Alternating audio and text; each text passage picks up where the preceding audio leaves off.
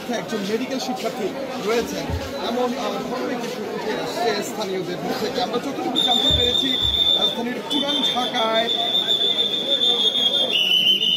কষাইটুলিতে নয়নের মাংস দোকান নামে একটি দোকানে